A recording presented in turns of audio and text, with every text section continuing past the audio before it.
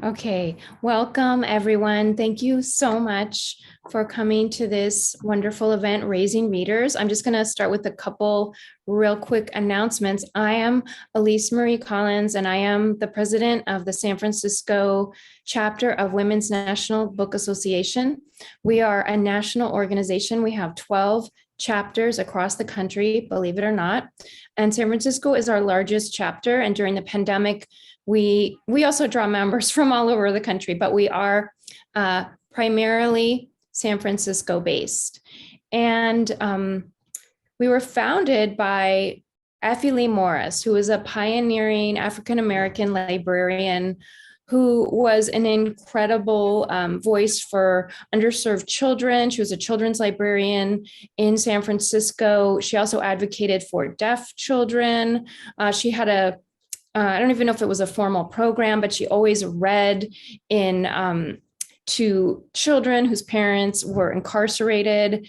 And she was just a force and an icon in San Francisco. She won several awards. And I wanted to invite you to join our mailing list, join our organization. I'm just going to quick screen share because I have this is our website. That's not what I want to show you. I'm going to okay, where did it go? There it is.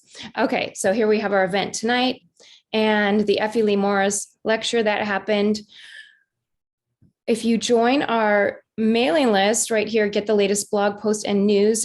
The next blog we're going to be posting is going to be about the San Francisco Writers Conference. And if you are a member and would like to volunteer at that Writers Conference, it's it's a great conference, but it's a high ticket item. And if you do volunteer, you can attend maybe one or two of the sessions. And it's even just fun to hang out in the corridors and just be in the mix with all the writers and presenters at that conference. You can also join if you go right below the blog post, join now. You can hit that and that will take you to our page to join. We're pretty reasonable and we don't check if you're a student or a senior. I mean, I'm just saying we just assume that you're a student or a senior.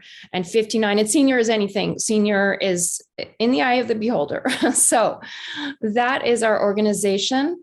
And we would love for you to join us or at least join our mailing list. Then you can find out about upcoming events like this one. I am going to turn the mic over to Ellen, and she's going to say a few words about the program and introduce our presenters. Welcome, Ellen McBarnett. She is a board member of WNBA and a fantastic writer and human. Elise, thanks so much. Thanks for being such a great president and really good friend. My name is Ellen McBarnett. I am a member of the board of the Women's National Book Association. I strongly encourage you to join and to consider leadership positions in the organization.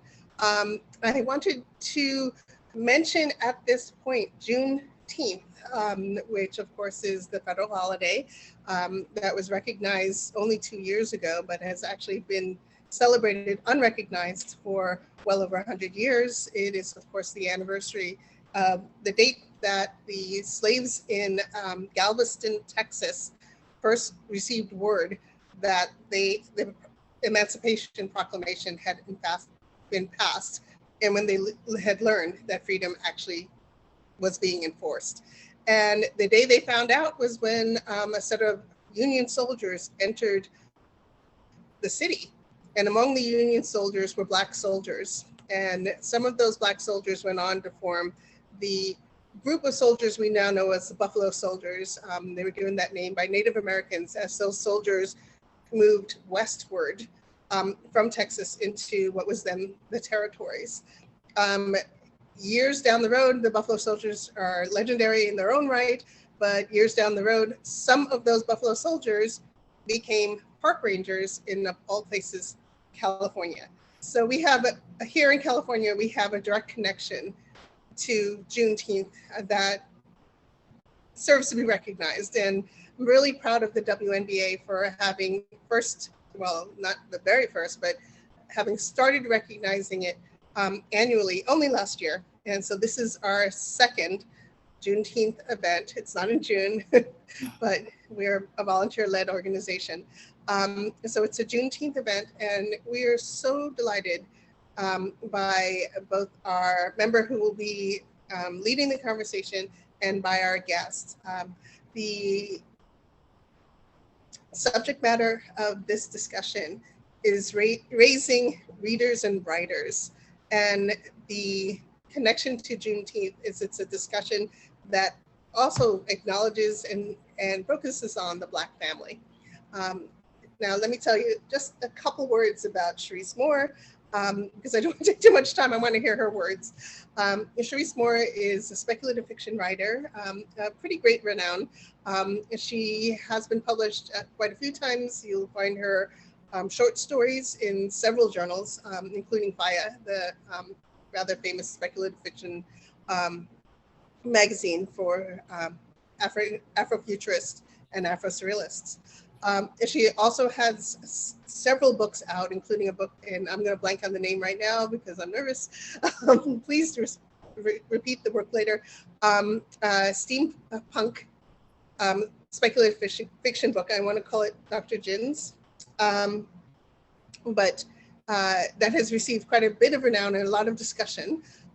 But one of the things and one of the reasons we reached out to her particularly is because she is the editor of Conjuring, which is a curriculum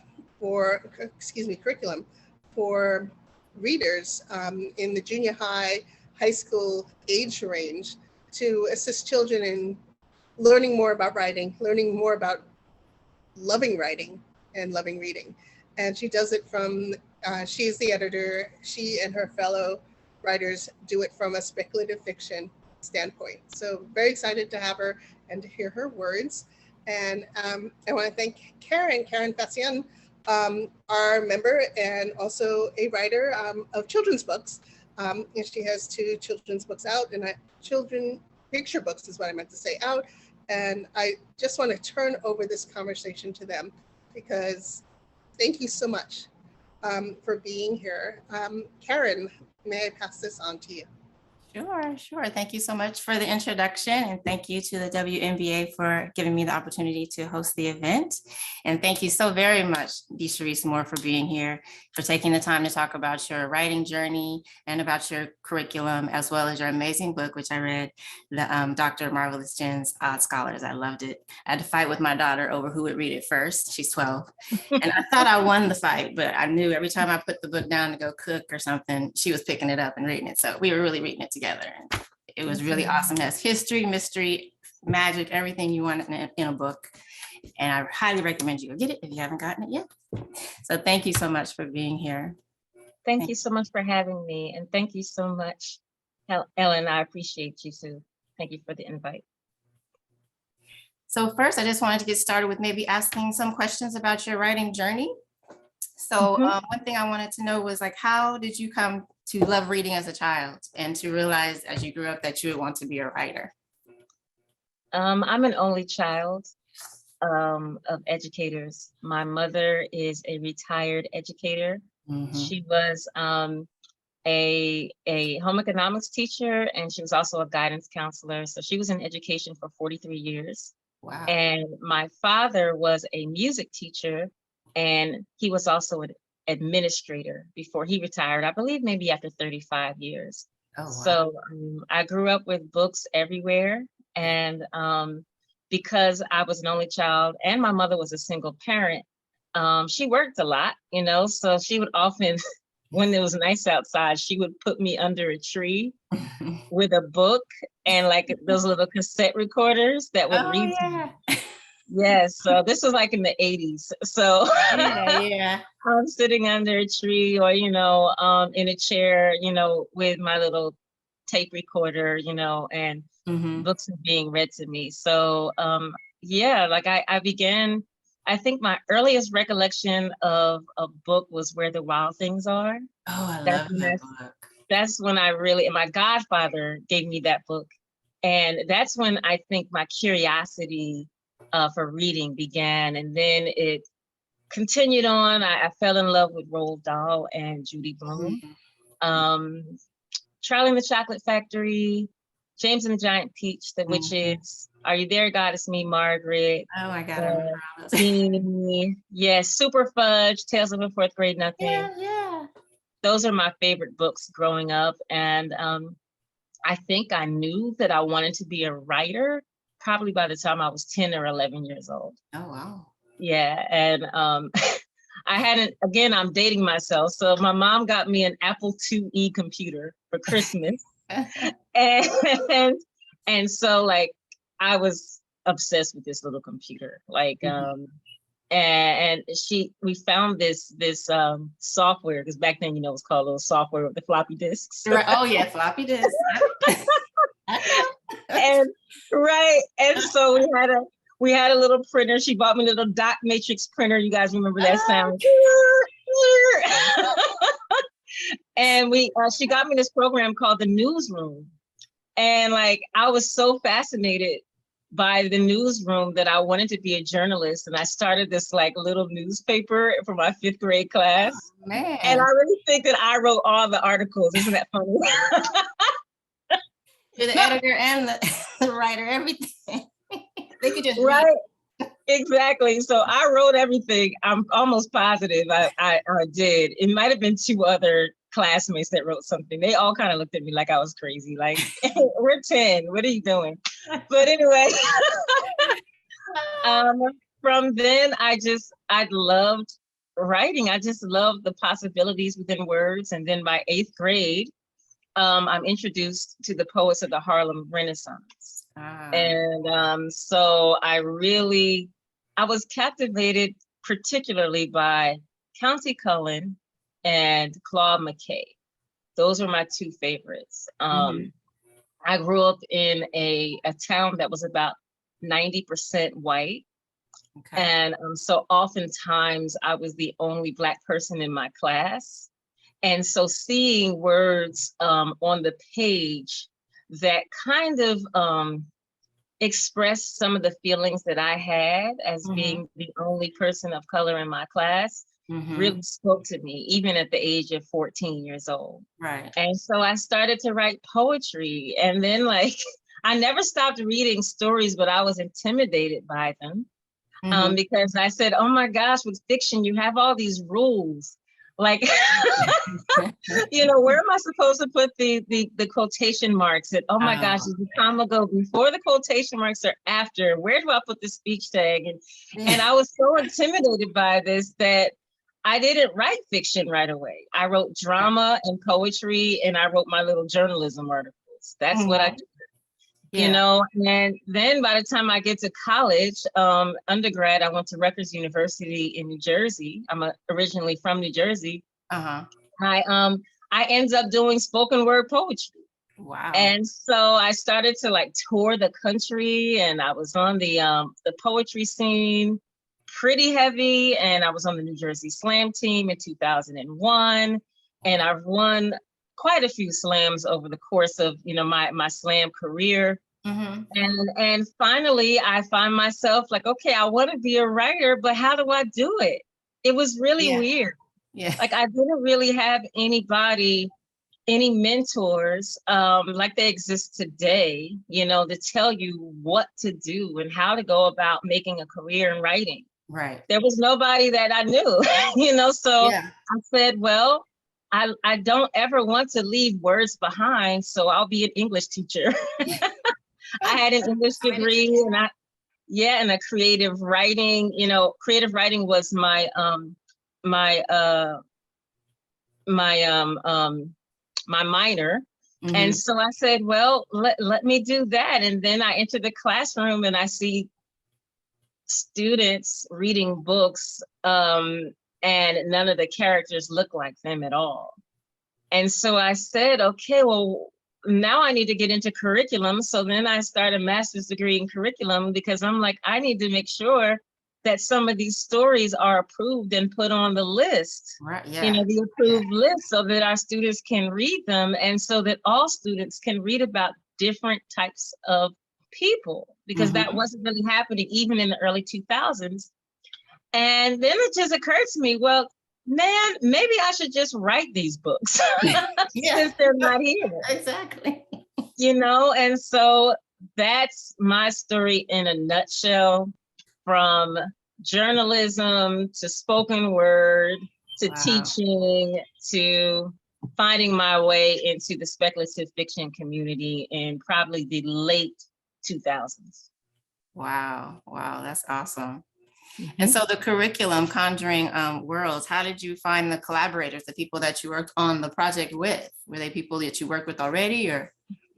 Yes. So in 2000, really in 2019, 2018, I actually traveled to Atlanta for a convention.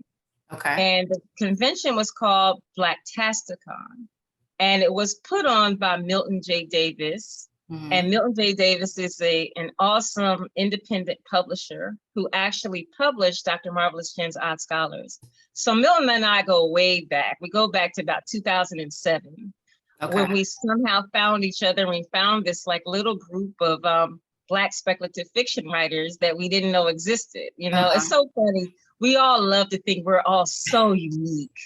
Well, no one else is doing this but me. I'm so different. I invented it. Right. And it's so funny. Like, then we just kind of found each other, and it was like 30 of us. Man. Oh my goodness. And we really just started to share our ideas. And Milton actually established his own publishing company, MV Media, around 2008, I believe.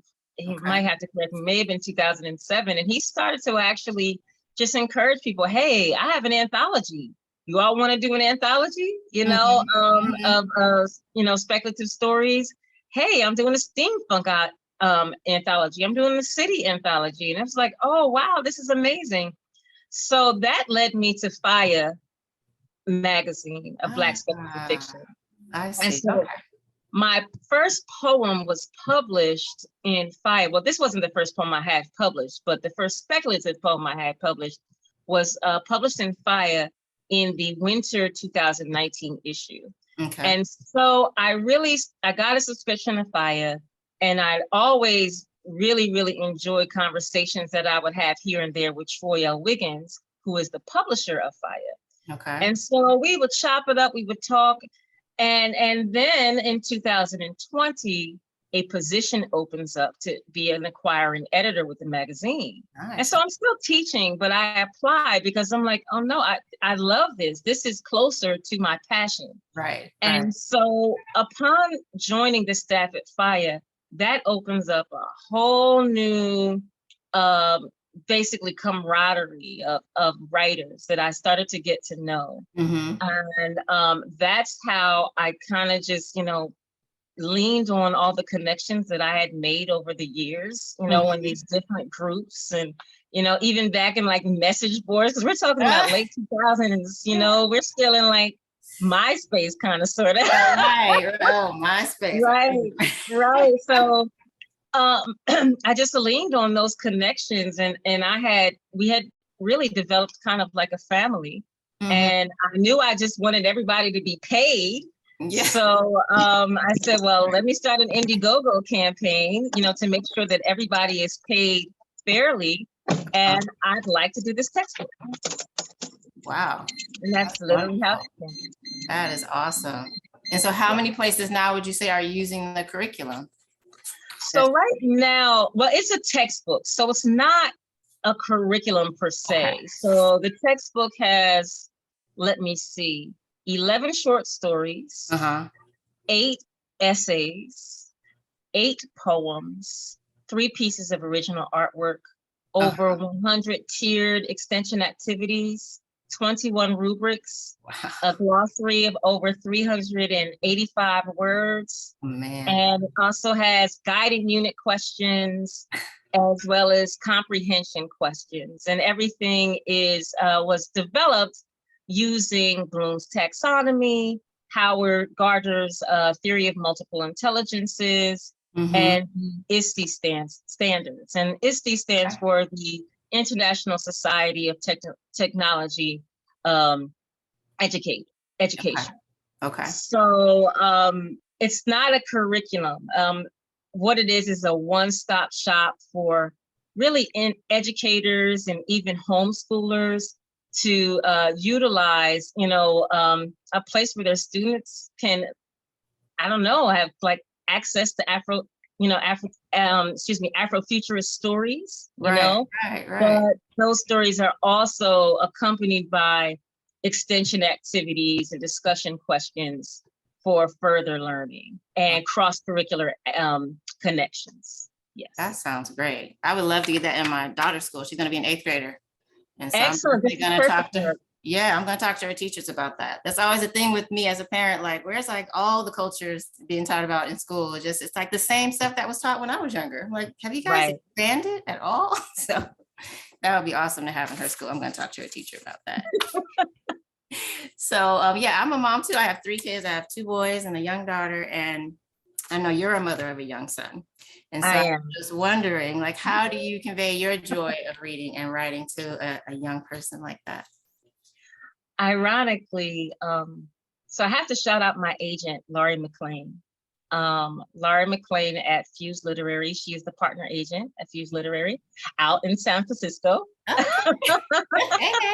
And Laurie, she has dropped so many amazing opportunities in my lap since signing with her. And one of them was writing picture books. Oh, wow. So ironically, I have a certificate for writing for children and young adults from McDaniel College. All right, so I have a certificate, and in that program, which is a very good program, it's robust, I really enjoyed it, there is a writing for picture books class.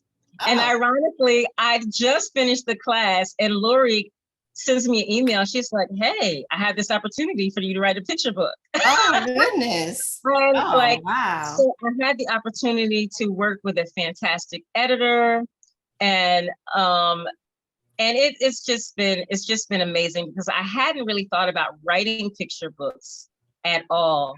And then everything just kind of fell on my lap. I finished the class, and of course, I'm kind of sort of an expert in picture books because my son is 5. And I've read to him every single night since he was born, So, so right now what I do is I allow him to choose the picture books that we read. Okay. And since he's just turned 5 a few months ago, now I kind of inject in like little questions like, hey, so who is your favorite character? What did you like about that book? And so last night we read a new book, and the book is called The Crayon Man. And I loved it. And it's the story of the invention of the Crayola crayons. Oh, wow. The Crayon Man? Did you say? Yes, The Crayon Man. Okay. And so check it out. It's beautifully written. I love it. It's vibrant. It's wonderful. And I know how much my son enjoys colors, and he's getting into like drawing now. So he likes to draw. And so what I do is I really keep in mind choice. And as a teacher, especially during the 2010s, late 2010s, and, just this past year, I know how important differentiation is. I know how important it is to learn different learning styles of our students. So I try to really pay attention to my son's learning style, and he loves books, probably because I love books. And my husband and I have been reading to him, as I said, for quite some time. So I allow him to choose the book, and I allow him to do different voices. It's so cute. I love that. So he'll do the little voices because he has some of them memorized. He has his favorites. His favorites. And yes. So I think it's that. And we also visit the library often. Okay. So, when we go to the library, he'll choose different books. I pay attention really to what he likes, and then that comes through in my writing. Okay. And, so I guess, I hope that answers your question. Oh, it totally answers my question. Yeah. And so we kind of touched on this a little bit earlier, but like, what unique challenges do you feel Black families face in raising readers and writers nowadays? So I think that oftentimes, because technology seems like it's so advanced, which it is, you know, I think we often forget that there's still a digital divide that exists in this country. Sure. I live in Baltimore, Maryland. Okay. Right. And I live in Baltimore City. However, I recognize that where I live as a homeowner, I live in this oasis. Basically, you go 5 miles down the street, it does not look like this at all. You know, which is what a lot of American cities look like. You know, there are these neighborhoods, these pockets that are beautiful, and you know, there's homeowners and people are walking their dogs, and you don't really see a lot of trash, and it's great. And then down the street, you know, there is, I don't know, 2 miles worth of vacant homes, you know, and especially in Baltimore, I think we have over 15,000 vacant properties in the city. It's the blight is really horrible. And I touch on that a lot in Fatima's Fantastic City, which is my picture book, which is forthcoming from HarperCollins. In 2025. 2025. Yes. So I think that a challenge for a lot of families, Black families, as well as families that are living below the poverty line, working class families, is you know, just making sure that we are exposing our children to enough books. You know, and I think oftentimes middle class families and upper middle class families, regardless of race, we really take for granted the access, you know, to books, and also just making sure that we are reading to our children. Yes. It's so important that we read to our children. And though I think things are improving, I still think it is a challenge, you know, to make sure that books are accessible. And libraries, we have to use our libraries more. We have to use our libraries more, you know. So I take my son to Enoch Pratt Library here in Baltimore. I take him to the Woodlawn branch of the Baltimore County Public Library as much as I can, just so he can see books. And I think just seeing books really will make a difference. And also our children have to see us reading too. We have to model it, you know. And if we're walking into homes, you know, and there are more televisions than books, more smartphones than books, then what does that communicate to our children, you know?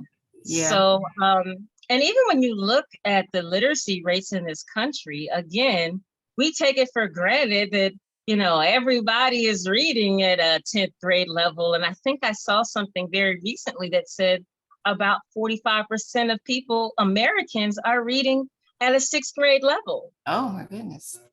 It was a very, very high number. And I was absolutely shocked, you know. And then we have another conversation about illiteracy. And those are individuals who can read, but choose not to. But choose you know, and it's a high percentage of Americans who have college degrees who have not read a single book since they graduated college. I heard that recently too. I was amazed. I was like, are you serious? Yes. So it's about modeling. We have to model for our children, you know, the love of reading. Yeah. And that's one of the things that in my home that I did with my 3 kids is just sitting down with them. And I noticed that my middle child in particular, he has autism, and it's really hard to get kids with autism to sit down sometimes. And books always got him sitting and focused. And that just became a big thing here. So I know exactly what you mean. You got to model it. Yes. And to love it. Yeah. So I was wondering, what modern Black classics do you credit for inspiring you on your journey of writing your stories? Oh, so there are so many. For me, it was probably Octavia Butler's Wild Seed. There was something about Wild Seed. It was just such a daring, vibrant book, you know, that took you through so many different landscapes. You know, you begin, you know, on the African continent. And then by the end of the book, you're in the Americas. Mm-hmm. And I had never read a book like Wild Seed in my entire life when I read it. And after reading that book, I think that I said to myself, my God, I don't know if I'll ever be able to write something like this, but I'm going to try. Uh-huh. So it was Wild Seed. And then it was also Song of Solomon by Toni Morrison. I love Toni Morrison. Yes.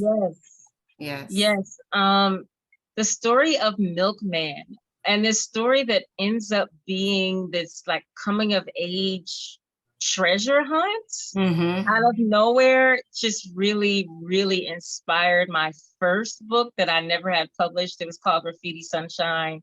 And it was about a little boy who goes on an adventure in New Orleans. You know, I really love New Orleans, and this was back in the 2000s. You know, if I try to publish today, I would probably be ripped to shreds because I'm not from there. You know how we have my family from there. It's fine. Right? We'll love it. My family is from there. They'll love it. Just write it. Just put it out. No, you wrote it. Just publish it. That's right, because it's written. So Song of Solomon by Toni Morrison. And then I'm trying to think of if there's a third book. There's so many. Yeah, there's but I would say if there's another author that I have just completely fallen in love with, and that's P. Djeli Clark.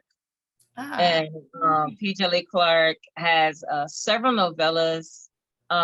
Ring Shout I read last summer, and then A Master of Gin is his latest novel, and I absolutely love his work, and he's quickly become one of my favorite writers. So yeah, I think those were the three that really pushed me. Yeah, that really inspired me. Okay, now I'm going to ask a personal question as a writer who's trying to get to where you are. How do you fit as a mom and working and all that good stuff? How do you fit writing into your schedule? Like, how do you not get distracted and say, you know, I'm gonna do this, and then something comes up and you don't do it? I run into that all the time, and that's one of my biggest hurdles. And any advice is so welcome. Sometimes, well, what I did recently, my son has this little digital desk that he sits in, and he could review his letters and numbers and sight words. And I actually moved it into my little office. Okay. So that he can like work while I'm working. Yeah. Like he's so yeah. That's one thing. And another thing is, unfortunately, this is not healthy at all, but I suffer from insomnia. So I don't sleep much. So I am literally writing all day, all times of the night. Wow. Doesn't matter. Another very influential author who I absolutely adore, Tananarive Due. I took a screenwriting course with her about 7 years ago now. And something she said stuck with me. And she said, just write a sentence a day. You commit to writing a sentence a day, and it will always spiral into more. Right. And that's something that I love, like, because I've never sat down and only written one sentence. She's absolutely right. It's always been more. Yeah. So I don't believe in holding myself to word counts at all, because it's too stressful. And I just won't do it. But if I commit to one sentence a day, I'm good. Yeah, and you know it's gonna flow from there, right? Yes, and even if it's just a paragraph, that's fine. Yeah.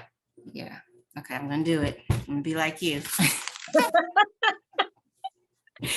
Yeah. So now I want to kind of move in a little bit more into the book, the Dr. Marvelous Jen's Odd Scholars, which I love. I know when I love a book, when I know I should be doing something else, and I don't want to put the book down. Like I know I should be cooking or something else. I'm gonna read one more chapter, and then I'll go do it. So I wanted to ask you a few questions about your novel. What inspired the idea of the Motherland amusement park? That was just so fascinating to me that you came up with that. Thank you. I love amusement parks. Oh, Like, I literally, it's very literal. you like the roller coasters? I love them. I love them, love them, love them. I have since I was a very young child. I know my mom is watching and now she's laughing, but when I was a kid, my mom stopped telling me when we were going to an amusement park because I would worry her half to death. So she didn't tell me until like the 23rd hour. When you were in the car.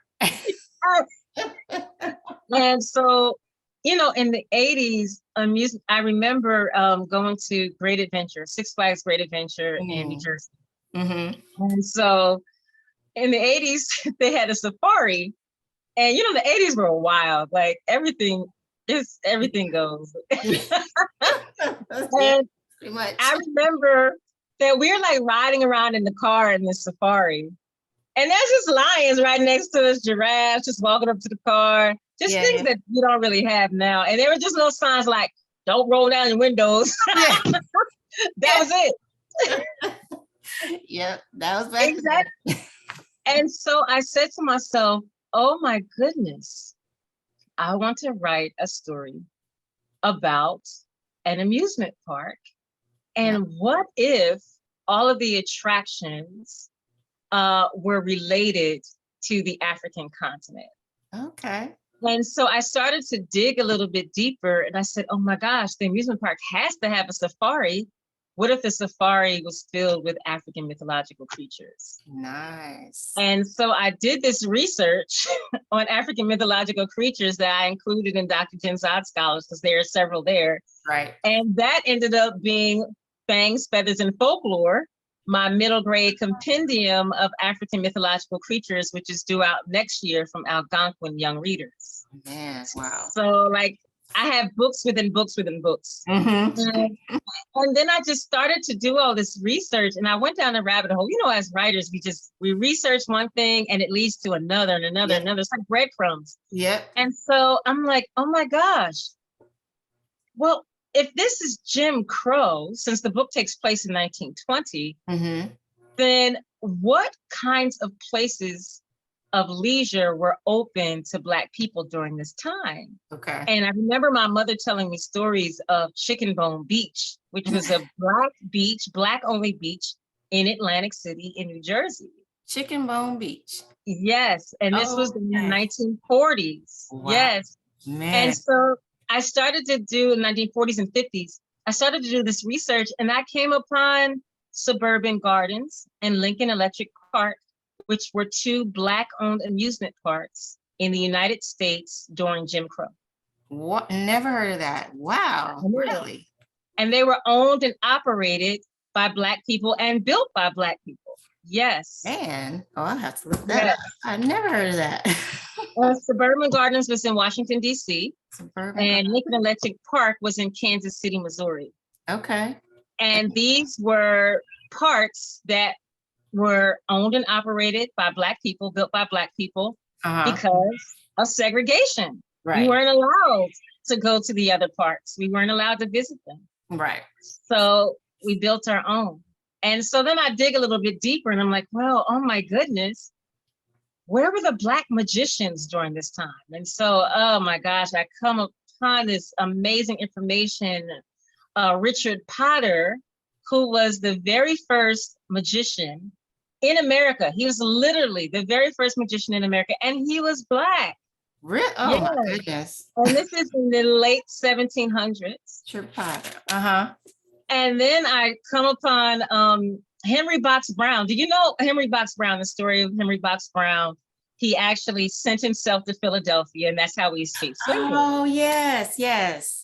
Well, the second part that people don't really talk about is he actually went to Europe and became a magician.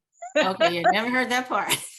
Yes, and he was an escape artist. That was his bread and butter. He would perform escape tricks on stage. Well, that fits. I get it. Yes, yes. And then I find Black Herman, who was this magician. He's originally from Virginia. And he ended up moving to New York, and he was like a Black nationalist and a follower of Marcus Garvey. And he would inject like Black nationalism into his magic acts. Oh, cool. And then I find like this whole family called the Armstrongs, Professor John H. Armstrong and Ellen Armstrong. And they were a family of Black magicians. And they would travel the Eastern Seaboard. Wow. And they would perform their magic tricks. And so Dr. Jen is an amalgamation of that. All those people. Yeah. Oh, you're gonna have me reading for all this. I've never heard of these folks. Yes. I want to know more now. That's wonderful. And so is that how you intertwine Marcus Garvey into the novel with Dr. Jen from that that you mentioned? Exactly. And I thought it would make sense. Well, if Garvey, perhaps, well, of course, we know about the Back to Africa movement. He would of course want to help out and possibly help to fund, the Motherland Amusement Park, because that would be something to take the motherland and bring it here to the Americas for Blacks in America who weren't able to get on the Black Star Line and travel, to the continent. Wow. Okay. Yes. That is amazing. You answered all my questions about the book except for one. It was one. Oh, I know what it was. So, and this is just another personal question. Like how long, I know each book is probably different, but how long, this book in particular, did it take you to write? Like when did you get to the point after all the rewrites and everything, you said, I'm done, this is it. It's where I want it to be, publish it. So Milton almost killed me because I started writing the book in probably 2016, 2017. And it was finished in 2020. It really was. And then I found out more information like that always does it. And I just kept rewriting because Milton contacted me in maybe like May or June of 2020 to let me know that he wanted to publish the book. Like I had been querying the book to different agents, but they all were like, nope, no thanks, no thanks. Yeah. And so Milton came to me and was like, no, I'll publish it. And I was like, oh my gosh, this is amazing. That's awesome. So we talked with the illustrator, and I kind of like used the fact that the illustrator was taking so long to do the cover to continue with my rewrites. So it was done in 2021. I would say I didn't make any more rewrites, I don't think, after March of 2021, and it came out in May. Okay. Yeah, but just still, you can't do that with a traditionally published book. Right. Oh yeah. Deadlines, right? Exactly. And I know that now too. And you mentioned the cover. I love. I don't know if you can say it. Love this cover. Did you tell the illustrator exactly what you wanted, or did they just kind of go free for it? Or no, I told them. So Marcellus L. Jackson is the name of the illustrator, and he's just fantastic. I had been kind of eyeing him from afar for a while, and then I met him at the same convention in Atlanta that I discussed earlier. And I knew that I wanted it to be like diesel punk, steampunkish, and I had these ideas, and I literally told him that. I literally said, hey, I want a roller coaster around a top hat. Yeah. You put it all in there too. Exactly. I want a mermaid inside of a beaker. And, I want this and that. And she needs to be wearing some, some steampunk goggles. And he literally just did everything that I said. Yeah. Literally. It's awesome. It's beautiful. I love Thank this you. cover. Thank you so much. Gorgeous. Yes. Okay, one more question I want to ask, and then I know Elise might have some questions from the chat. Sure. I know you're a teacher and educator, so how does teaching inform your writing? Yeah, in every way. Mm-hmm. You know, I'm the type of writer, like I'm writing, I think 3 books at the same time right now. Same thing, I hear you. So the middle grade novel that I'm working on, it's inspired by my story and my relationship with my grandmother as a child. Like my grandmother was, I was very close with her.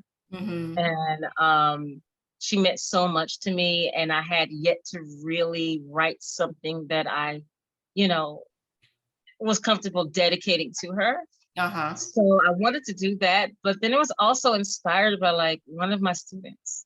You know, one of my students, she was just such a quirky, fun, inquisitive, brilliant little girl. Uh-huh. And she's also an only child like me. Mm-hmm. And so her, along with, you know, a few other the girls that were in that particular class, led me to create another character named Sage. Okay. And so to answer that question is, you know, when writing for children, I think it's really important to be around children, you know, that are in the age group that you're writing about. Mm-hmm. Because if you're not around them, you're just out of touch. Yeah. Oh, yeah. You just really need to be around, you know, the characters that you're writing about, that you're attempting to depict. So right. I've always like sat and kind of like ear hustled their conversations and, you know, watched their mannerisms, you know. In fact, I actually give them things that I've written and ask for their feedback. I've always done that with my students. Yeah. You know, I know some writers never do that, but I'm like, no, ask your audience for feedback. Absolutely. They like it. Yeah, exactly. So, my students have always inspired me because I want to write for them, and I want to write something that hopefully piques their interest, you know? Yeah. And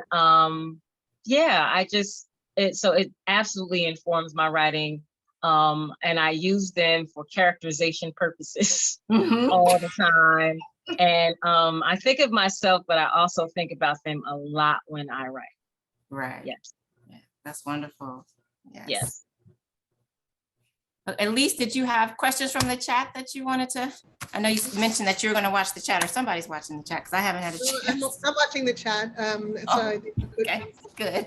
And there's a question from Julianne.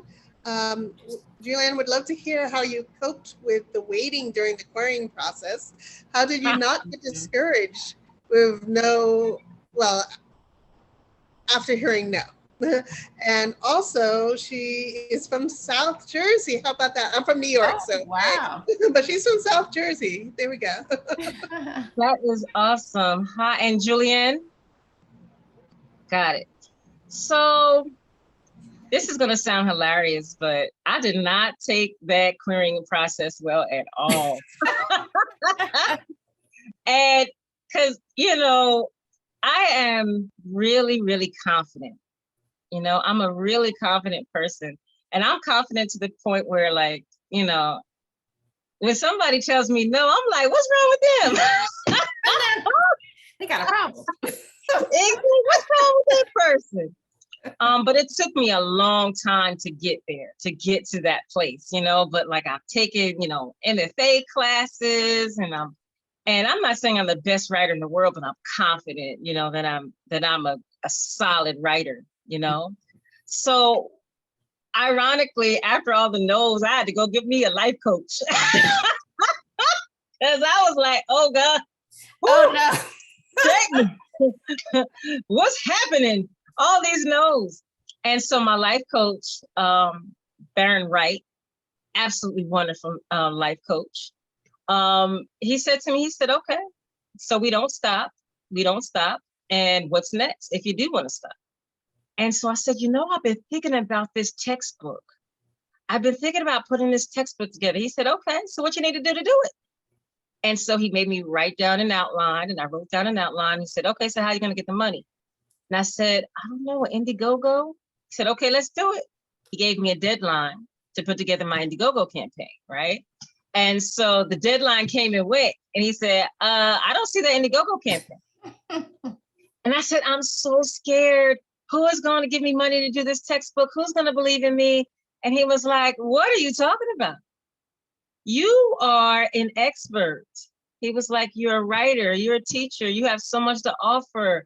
It was like, you know, you were a spoken word artist. You already have a following. You've already been published. You work for Fire. You can. And so I said, okay. And I press send. And ironically, during that process, that made me forget about querying, right? Now, I never stopped writing. And that's my advice to you, to all writers. You never stop writing, because you never know when that door is going to open. And when it does open, you must be prepared. That's something my grandmother always told me. Be prepared, always be ready. So, you know, I'm doing the Indiegogo campaign. And when you do an Indiegogo campaign, you have to have a perk. So I'm like, okay, what kind of perks am I going to give people who give me money for this thing? And I had this old short story that I thought was good, but I'd never tried to sell it. And so I said, well, I'll do that.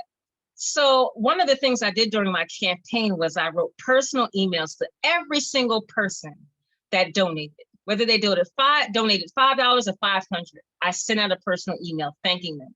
So finally, I come across this email, and I'm like, this looks familiar, but I didn't know from where. And it's from Lori McLean, partner agent at Fuse. Now, this is going to sound hilarious. This is a hilarious story. Lori and I talk about this every so often. Guess what? She read the story. She loved it. She wanted to talk to me more about representing me. That never happens. Like an agent just like, hey, I love this story. What are your plans as a writer? I would like to represent you. Let's have a meeting on Zoom. So I said, first of all, I fell out my chair. I'm calling my husband, calling my mom, like, oh my God, I'm about to get an agent. This is crazy. I didn't even query her. She wasn't even open to queries at that time. She was not even open to queries. She just randomly saw the textbook campaign, thought it was amazing, read the story for the perk, and saw some promising. It was incredible. And so I started to think back, like, where did I hear that name, Fuse Literary? Guess what? 6 months before, I had queried one of her agents who had told me no. Yes. And when I had this conversation with Lori, she said, oh no, you know what? I remember that particular agent was sick at that time. She must have been sick to have overlooked you. She wasn't feeling well. And now it's like, I think we've done, in the past 2 years, we've done 3 book deals. Yes. That's amazing. A 2-book deal from HarperCollins and a 1-book deal from Algonquin. Yeah, so it was amazing. So my advice to you is to not necessarily get a life coach unless you want to, but my advice to you is you cannot stop. And I'm also a hybrid author. So I don't wait for the traditional publishers. Like Conjuring Worlds, that was published. That's a self-published textbook. I didn't go through a traditional publisher for that. I did that on my own. And that's the one thing that I love about Fuse, or one of many things, but they support hybrid authors that are open to self-publishing when they want to, and also traditionally publishing, you know, and giving them, you know, manuscripts to sell as well, to try and pitch to editors. So I would say you just never stop, and always be prepared.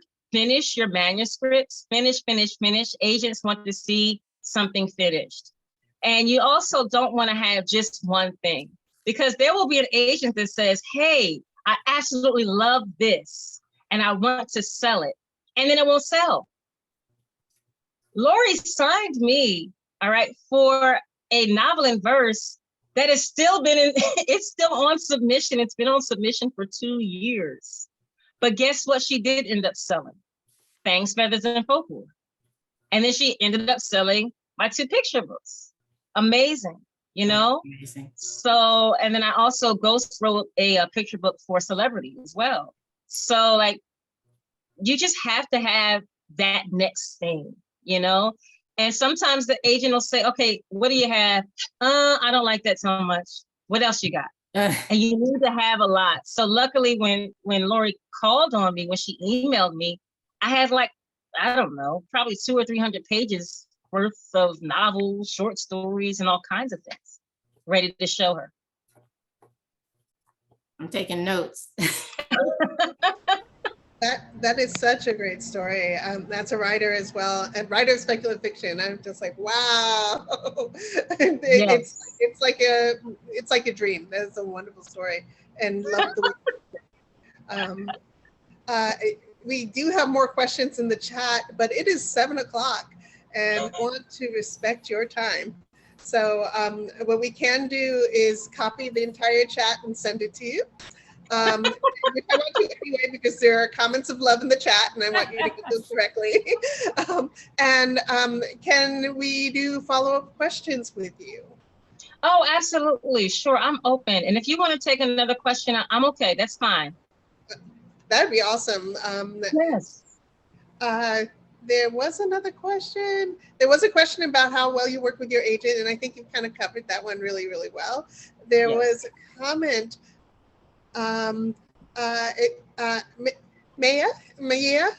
do you want to ask your comment directly?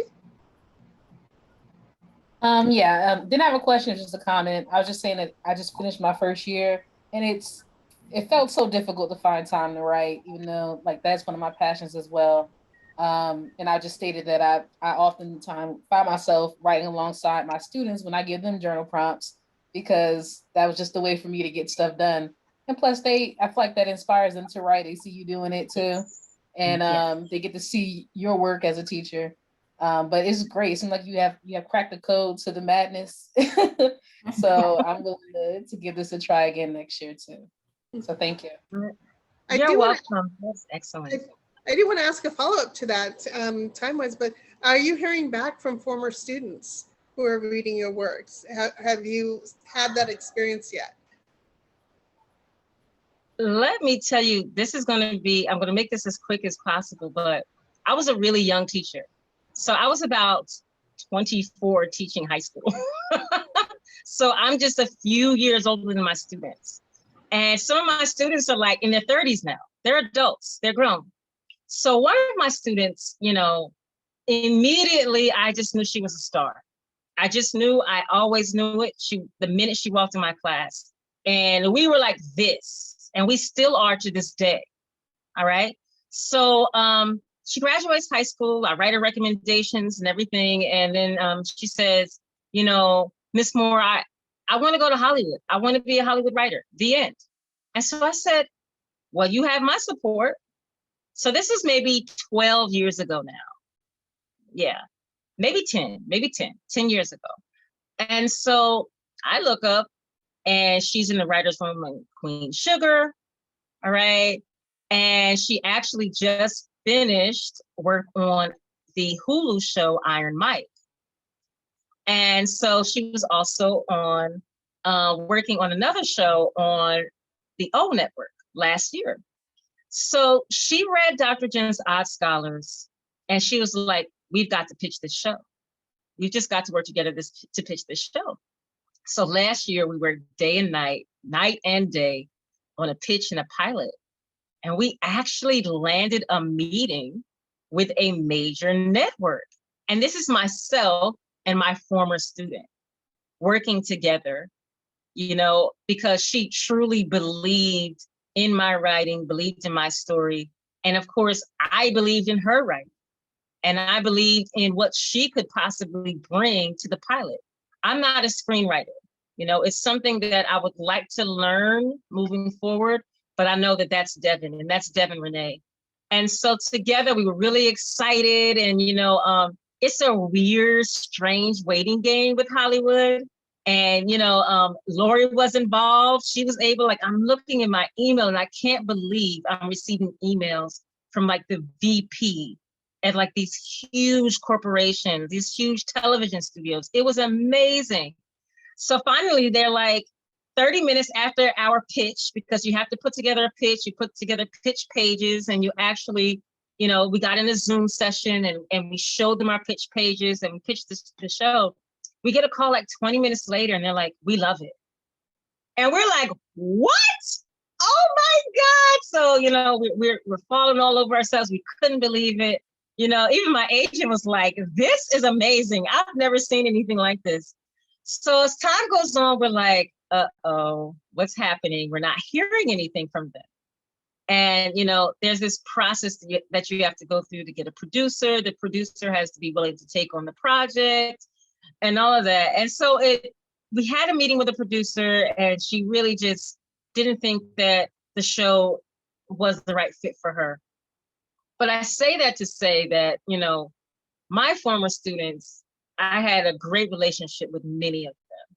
You know, many of them supported me like you would not believe. I mean, last year, they're like, oh my gosh, Miss Moore, I love this book. I can't believe it. You know, I had students buying a copy for themselves and their children, because again, they're in their 30s now, you know, and they have like 10-year-olds. It's crazy. Their children are older than mine. My son is only 5. So yes, I really, really kept a great relationship with many of my students who have read my work and supported me over the years. And there has been no greater feeling. It's been amazing. Thank you so much. And Mia, thank you so much for that question. Karen, I want to hand this back to you if you have comments. Yeah, I just wanted to say, the minute I read it, I thought movie in my head. So they would be crazy not to make this into a movie or a series or something. So I feel like that's still gonna happen. I don't know Thank you so where, much. but I really feel that coming. So yeah, so if there's no more questions in the chat, I just wanted to say thank you to Elise and to the WNBA for putting this event together.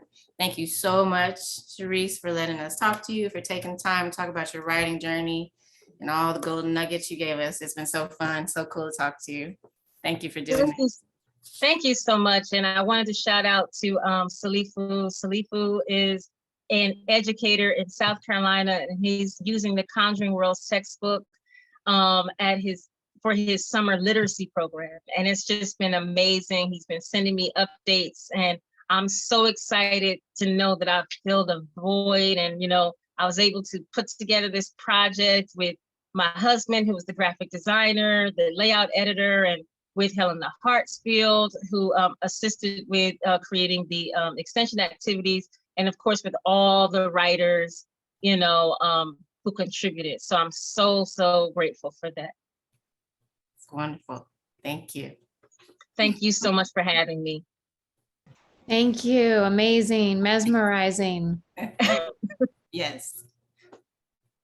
Thank you. Thank you so much. Elise, as president, do you have last words and then closing us out? Thank you. And a recording will be available because I know everyone was taking notes. If you missed something, we will have a recording and you can share it. I think we really are going to I think all of us are very inspired. Thank you so much, both Karen and Sharise. Yeah, we will be sharing this far and wide. Thank you. Thank you so much for having me again. Bye. Thank you so Bye-bye. much. Bye. Bye-bye. Out.